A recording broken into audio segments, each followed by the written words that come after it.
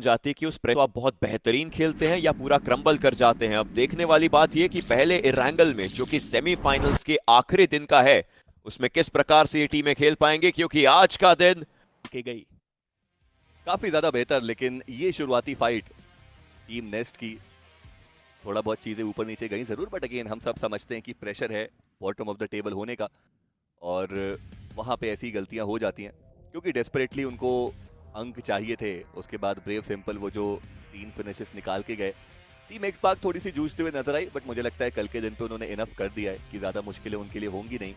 Blood रोज एक और खराब मुकाबला उनका हमें यहाँ पर देखने को मिला जरूर। वार एक ठीक ठाक मुकाबला आप कह सकते हैं कि उनके लिए गया, अभी भी उनको अंक की जरूरत रहने वाली है। चली IGL सेवियर का रोल उन्होंने अदा किया, बट ब्लाइंड ई स्पोर्ट्स की ये चुनौती, टीम एक्स पार्क वहां पे एलिमिनेट होती हुई नजर आई। मायावी की तरफ से कोशिश अच्छी थी, बट अंक उतने निकाल नहीं पाए वो। लखनऊ जायंट्स एक अच्छी नॉर्दर्न रोटेशन करते हुए मूव किए, लेकिन वो भी कहीं ना कहीं फंसे। और टीम ब्लाइंड जिस तरीके से मान्या ने फाइट्स ली, 3 अलग अलग दिशाओं में वो देख करके फाइट लेने की कोशिश कर रहे थे, लेकिन अकेला खिलाड़ी कितना ही कर सकता, और इसी सब चीजों के बीच में वो फंसते नजर आए। बट गॉड्स रेन, एक एक करके नो डाउट इन्होंने खिलाड़ी खोए, बट अंतिम समय पर वो जो 2 खिलाड़ी बचे थे, उन्होंने पूरा इस कहानी का सार लिख दिया।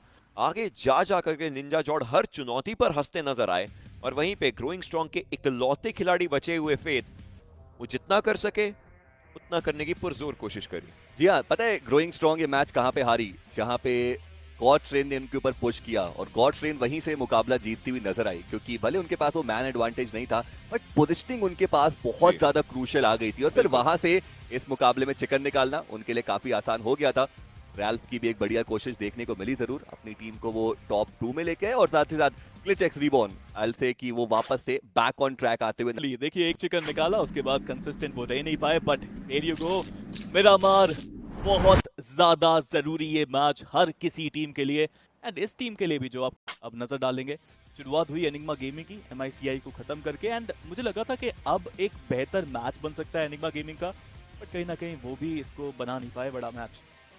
जी हाँ, मुश्किलें बहुत ज्यादा रहेंगी एनिग्मा गेमिंग के लिए, क्योंकि ये 4 फिनिशेस मिले मेरे ख्याल से, इसके बाद एक और उन्होंने निकाला था, और वो बड़ा मुकाबला बनाने में कामयाबी मिली नहीं। और दिक्कत की बात ये भी है कि अब एनिग्मा गेमिंग का मात्र एक मुकाबला बचता है, तो ऐसे में मैं तो होप्स छोड़ चुका हूं उनसे कि वो यहाँ पर कुछ बेहतर खेल पाएंगे। साथ ही साथ ब्लड रोज ई स्पोर्ट्स, उन्होंने भी कुछ बेहतर शुरुआत की जरूर से थी, यहाँ पे दलजीत उनकी एक बढ़िया कोशिश देखने को मिली, बट ये जो टप्पा खा के ग्रेनेड आया रेस्टो के ऊपर, इन्फिनिटी ने हालांकि यहाँ पे एक बढ़िया रोल निभाया था, इस फाइट को थोड़ा बहुत संभाला, बट दिक्कत वही है कि ज्यादा आगे तक नहीं जा पाए वो।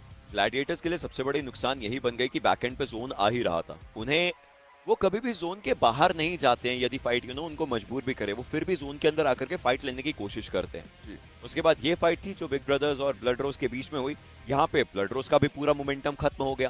खैर अब एक गेम बचता है इस टीम का, इस ग्रुप का, तो उसके अंदर ये क्या कर पाएंगे। जैसे कि स्पिरो आपने ही बात करी थी, क्या ये कहीं और जाकर के कुछ अलग करेंगे अपने आखिरी गेम में, क्या ये चीजें बदलेंगे। समझने वाली बात होती है कि वो पूरा माइंडसेट जो है उस लास्ट गेम में कैसा देखने को मिलेगा। एक छाप छोड़नी होती है आखिरी गेम में, वो अच्छी हो या बुरी आप पे निर्भर करता है।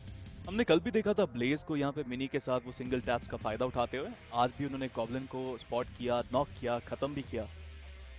आई थिंक गॉब्लिन वहाँ पे जो नॉक प्लेयर थे गॉड्स के, उनको फिनिश करने के लिए थोड़ा सा ज्यादा ओपन में आ गए थे, ये एक गलती साबित हुई उनकी। वहीं सिस्टम इन्होंने बहुत अच्छा खेला, टीम सोल का इनके पर रश आया, बट यहाँ पे सिस्टम सिर्फ इसलिए जीते क्योंकि एक स्प्लिट में थे, वो एक साथ नहीं थे, वो ऐसी जगहों पे थे जहाँ पे ओमेगा देख नहीं पाए उनको।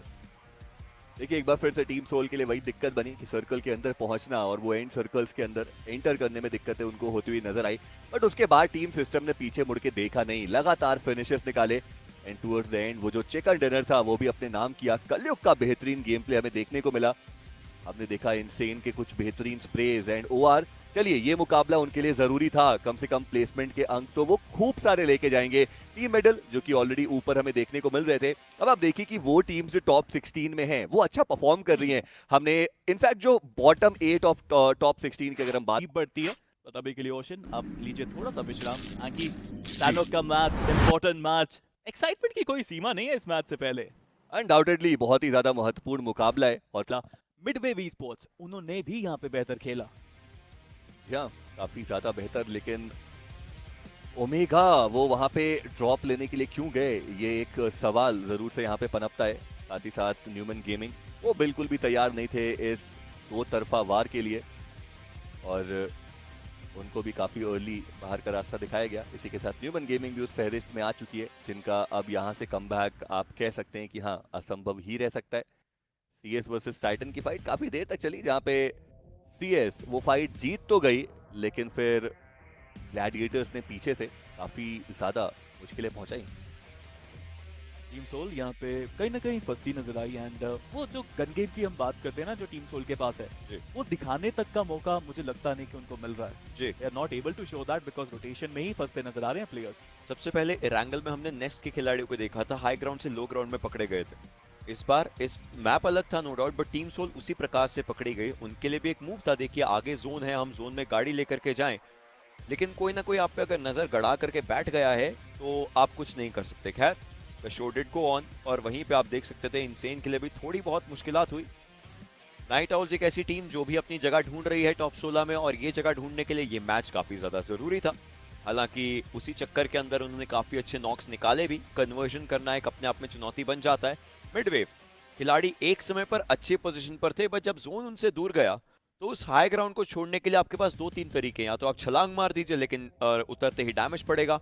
गाड़ी लेकर के उतरना खिलाड़ियों ने शुरू कर दिया है, लेकिन आपको ये जानना चाहिए कि आप जहां भी जाएंगे अननोन टेरिटरी है और एज है, तो वहीं पर आप पकड़े जाएंगे। और गाड़ी से आप उतरेंगे तब तक गाड़ी 4 गोते खा चुकी है, आप 4 गोते खा चुके हैं, आपके ऊपर ही शॉट्स आएंगे।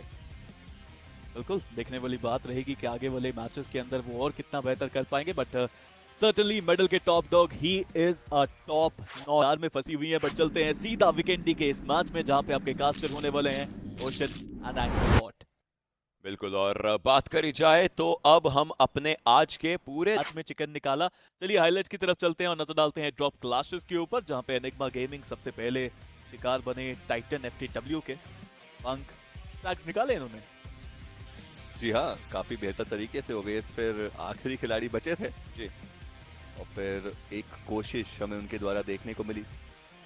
नाइट हाउस ने भी काफी बढ़िया फाइट निकाली यहाँ पर, और वो प्रिसाइज ग्रेनेड्स जिस चीज की हम बात कर रहे थे, रॉक्सी उनका भी बढ़िया प्रदर्शन देखने को मिला। बट न्यूमन गेमिंग एक बार फिर से फंसते हुए नजर आए, और पंक वो रहे मसीहा यहाँ पे। 7 फिनिशेस वो खिलाड़ी अकेले लेके गया, और वो 1v4 जिस चीज की हम चर्चा कर रहे थे, कहीं ना कहीं उसकी भी एक बहुत बेहतरीन कोशिश। बट उसके बाद अगली चुनौती थी ब्लड रोज की, और वहां पे थोड़ा फीके पड़ते हुए नजर आए टाइटन। जी हाँ, टाइटन ब्लड रोज सब कोशिश कर रहे थे कि बेहतर इस मैच में खेल के जाएं। टीम रेवेनेंट, मेरे ख्याल से रेवेनेंट ने सबसे बेहतर यही किया कि पहले 3 दिन में ही उन्होंने इतना बेहतर खेल दिया कि आज के दिन की इतनी जरूरत है नहीं उनको। और यही एक चीज है जो आपको चाहिए कि आप आखिरी मैचेस पे डिपेंड ना करें, आखिरी दिन पे डिपेंड ना करें, और वो रेवेनेंट ने बहुत शानदार तरीके से करके दिखाया। लेकिन बात बस यही बन जाती है, देखिए रेवेनेंट के खिलाड़ी अपोलो और एमजे जब अलग थलग हुए तो पूरा का पूरा उनका जो साहस है वो भी अलग थलग नजर आया। एमजे बोलते कि मुझे आगे जाना है, अपोलो बोलते मुझे यहाँ फाइट लेनी है, और इसी चक्कर में चाहे एक फाइट ली अपोलो ने, उसके बाद वो जो फंसे वो तो फिर देखिए आप ग्रेनेड को कैच करके वापस नहीं फेंक सकते। उनके ऊपर आ रहे हैं, सीएस के ऊपर आ रहे हैं, तो वहीं पे खिलाड़ी खत्म हुए। और फिर अपोलो भी उसके बाद रेवेनेंट के ज्यादा कुछ कर नहीं सकते थे, वो भी एक एक करके कहीं ना कहीं शिकार बनते रहे। लेकिन यहाँ पे जेली गए, बट उसके बाद ओआर ने अपने आप को संभाला, जोन में खुद को लेकर के गए, and well they gave a good result which is a chicken dinner. I think इससे बेहतर रिजल्ट तो आ ही नहीं सकता था ओआर के लिए। वो सबसे बेस्ट पोजीशन लेके गए, नंबर 1 पे आए इस गेम के अंदर, और ये जरूरी भी था उनके लिए। आखिरी मैच था उनका, बीजीआई सेमीफाइनल्स उनके लिए अभी के लिए खत्म हुआ। देखते हैं रिजल्ट में कौन से पायदान पे वो फिनिश करेंगे। बट नाइट आउल्स इन्होंने भी WSB को काफी छकाया, यहाँ पे काफी बेहतर खेला इन्होंने। जी हाँ, काफी ज्यादा बेहतरीन प्रदर्शन। बट WSB को जीतनी चाहिए थी ये फाइट। उन्होंने यहाँ पे किया क्या, बिल्कुल भी समझ से वो परे था, और कहीं ना कहीं पीछे से वो जो हाइट का एक एडवांटेज डिसएडवांटेज में बदला जब जोन शिफ्ट हुआ, और साथ ही साथ टीम इनसेन भी उनके ऊपर कुछ शॉट लेते हुए नजर आ रहे थे, इसीलिए वो एक कवर के साथ आगे मूव करना चाह रहे थे। बट वहां पे एक्वानॉक्स ने काफी बढ़िया वो जो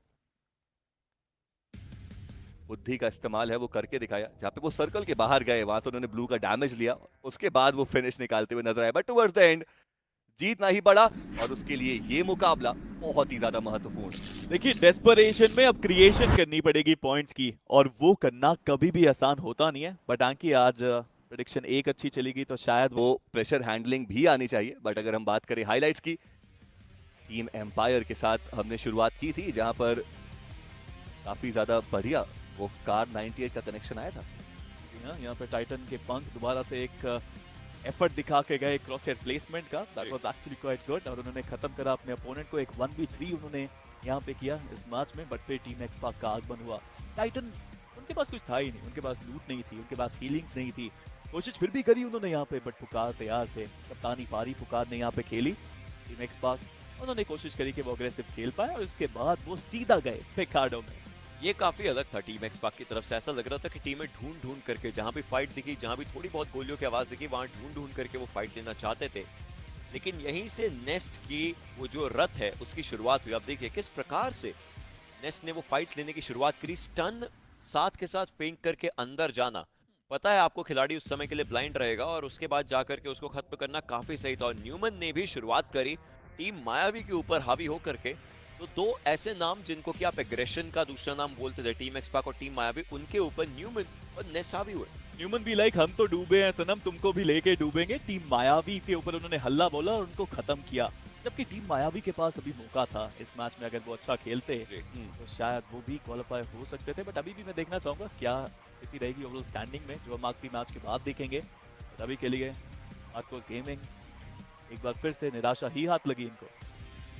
जी हाँ, ईकर लेकर के आया, और न्यूमन का वो जो अग्रेशन है जिसकी आपने बात की, बहुत ही ज्यादा बेहतरीन वो चीज हमें देखने को मिली जरूर। बट वहीं ब्रेव ई स्पोर्ट्स, उनका ये मुकाबला काफी बढ़िया गया है। नेस्ट ई स्पोर्ट्स की बात करें तो अब देखना ये है कि क्या इतने अंक उनके लिए काफी रहेंगे। हालांकि नहीं रहेंगे क्योंकि पीछे बहुत ज्यादा वो थे। टीम इनसेन की बात की जाए तो खैर उनके मुकाबले तो बेहतर गए थे, इस मुकाबले में भी फिनिशेस निकाले हैं, प्लेसमेंट के अंक कुछ ना कुछ उनको मिलेंगे जरूर। बट चलिए, कम से कम इस बात से मैं खुश कि जाते जाते एक बढ़िया प्रदर्शन करके गए ये टीम्स। देखिए कुछ तो आपको होना ही पड़ेगा, आपने डिमांड करी थी इस चीज की, और आपकी डिमांड फुलफिल यहाँ पे जरूर हुई। ह्यूमन गेमिंग एंड नेस्ट दोनों ने एग्रेसिव खेला और दोनों ने बेहतर खेला। टीम ब्लाइंड को कुछ अंक चाहिए थे, बस आई थिंक अंक उनको चाहिए थे क्वालिफिकेशन में अपनी जगह पक्की करने के लिए, वो 90 का कट ऑफ पार करने के लिए। वो भी मेरे ख्याल से उन्होंने इस मैच में कर ली है। अथर्व बहुत फ्लैग्स निकाले हैं इन्होंने, इनकी टीम ने, अगर देखा जाए तो। आखिरी में मिडवे वी स्पोर्ट्स चलते हैं रैंगल के इस महामुकाबले में, बिकॉज सब कुछ यहीं पे पता चलेगा। आपके पास बहुत सारे सवाल हैं, आपके सारे सवालों के जवाब अब यहाँ इस रैंगल में मिलेंगे। टीम्स उन्होंने स्लैम इन करने की कोशिश यहाँ पे करी। पहले थी टीम सोल, थोड़ा रश किया, अपने आइजिल के बिना खेल रहे थे। ऑटोबॉट ने काफी बेहतर तरीके से डिफेंस किया। फैक्टर्स काफी थे, लेकिन उन्हीं सभी फैक्टर्स के अंदर कहीं ना कहीं बदलाव लाने की कोशिश थी। ऑटोबॉट्स ने उस जगह को अपना बना करके रखा काफी अच्छे तरीके से। उसके बाद और भी फाइट्स हुई, लेकिन जिस चीज की आप लोग बात कर रहे हैं कि आइए उस लैंड में आप देखने के लिए 4 AM को, आइए देखने के लिए MICI को, यदि आप उस एक क्राउड का हिस्सा बनना चाहते हैं जहां आप अपनी फेवरेट टीम्स को देखना चाहें, तो ग्लैडिएटर्स भी है, मेडल भी है, टीम एक्सपाक भी है, रेवेनेंट भी है, जिन्होंने यहाँ पर एक कंपटीशन का स्तर बना करके रखा। CS देखने को मिलेगी। अब देखेंगे कि लैंड में वो किस प्रकार से वो कंपटीशन अपने तरीके से बना सकते हैं या नहीं। तो सवाल बहुत सारे हैं, लेकिन हाँ, फ्यूचर क्या ही होल्ड करेगा वो इस प्रेजेंट ने बताया और कुछ समय पहले के पास्ट ने।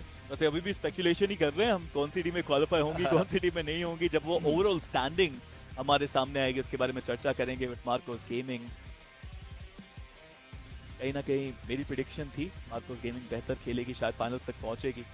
प्रेडिक्शन भी नहीं कहूंगा, मैं चाहता था, बट इतना बेहतर वो कर नहीं पाया यहाँ पे सेमीफाइनल्स के अंदर। या सब कुछ जो आप चाहें जीवन में जरूरी नहीं कि वो पूरा हो जाए। यहाँ पे मुझे लगता है कि हम लोगों ने जितना भी चाहा था उससे कहीं ज्यादा चाहा इन खिलाड़ियों की थी कि वो उन ऑडियंस के पास आए जो चैट के अंदर उनका नाम लिख के आगे OP लिखती है, WP लिखती है, NT लिखती है। बट कुछ चाहते पूरी होती हैं, कुछ चाहते रह जाती हैं। बट अगली बार, और हमने बात की थी, आप ऑटोबॉट्स को देखिए, मेरे ख्याल से प्राइम एग्जाम्पल यही टीम रहने वाली है, स्पेशली मिस्टर स्प्रे, जहाँ पे हम देख रहे थे कि इतने टाइम से वो जूझ रहे थे, फाइनल्स तक टीम नहीं पहुंच रही थी। बट यहाँ पर ऑटोबॉट्स के उस लैन इवेंट पे पहुंचने के चांसेस बहुत हाई। मैं मानता हूँ कि चाहते पूरी होती हैं, कभी नहीं होती। आपका पता नहीं, आपकी प्रेडिक्शन पूरी नहीं होती कभी भी।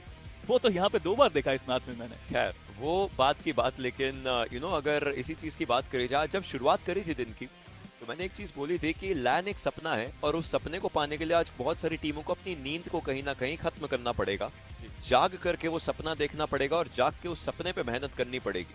सपने की बात की जाए, ऑटोबॉट्स अपने कंपाउंड को डिफेंड करने की क्षमता दिखाई उन्होंने। अटैक हुए बार बार अलग अलग डायरेक्शन से, दो तरफा यहाँ पे वार हुआ एंड उन्होंने हर बार डिफेंड किया, आखिरी तक बचे रहे।